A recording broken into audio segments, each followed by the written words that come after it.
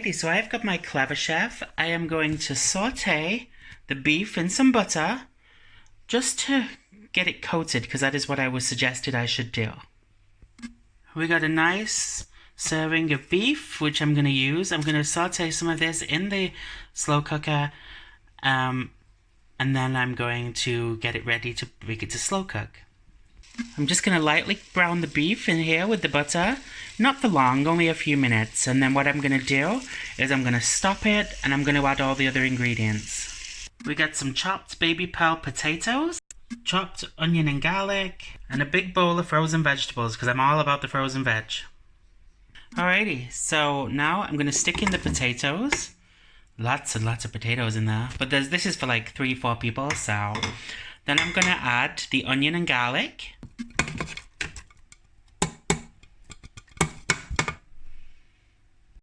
And the frozen veg.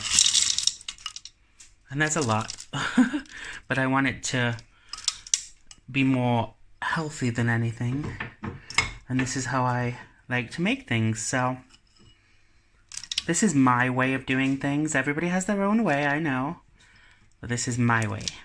Alrighty, so we've got those in. I'm going to give this a mix. Alright, so I'm just going to mix this through, just so it's all nice, and the dog is sniffing my bottom. Just what I needed. Nice and mixed together.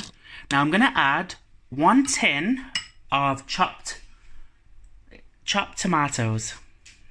Right, so 1 tin of chopped tomatoes.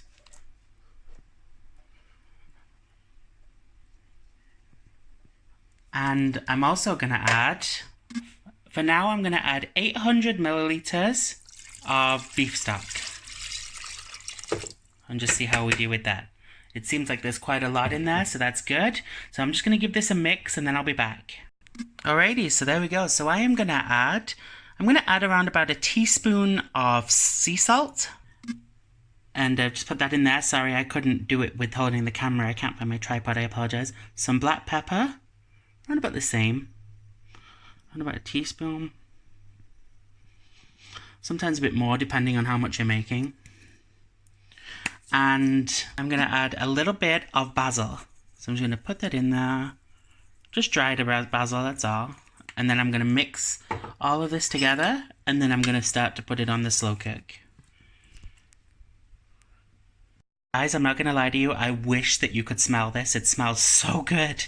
Alright, let's sort that slow cook out. Alrighty, so we have got the slow cooker right here. So I'm going to go with slow cook. It says 3 hours, but I'm going to adjust the time. Now, let's see. That's 5 hours. Let me just see what time it is now. It is 10:41 a.m. So roughly we need it to be 11, 12, 1, 2, 3, 4, 5, 6, 7, 8 hours from now. So 8 hours. So let's do this. Close the lid. And off we go. And that's all we've got to do, guys. We'll check on it in a little while. Yeah, I'm excited. I apologize for the state of this, by the way. It's been put away and I haven't fully cleaned it all off yet. But, you know, I'm looking forward to this meal. Here we go, y'all. This is my beef stew. I did use the thickening agent. You can use anything you want. I used, let me just put some lights on for you. There we go. You can hear my dog get into trouble in the background as always. You can use anything. You can use arrowroot, you can use cornstarch, even, you know, instant gravy if you want to, if you're really lazy. You can use a bit of flour. I wouldn't recommend flour, but cornstarch or arrowroot, definitely. Look at that. Doesn't that look good? I'm about to serve up. Alrighty, so let's serve this up. We got...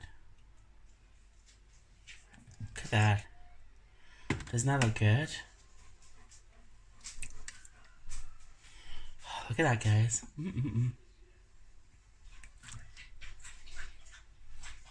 Well, how do you like that? And there it is, y'all. What do you think? My beef stew? Oh, Milo! This dog steals everything. Look at this. Ooh. Oh yeah. Beef is perfect. Delicious.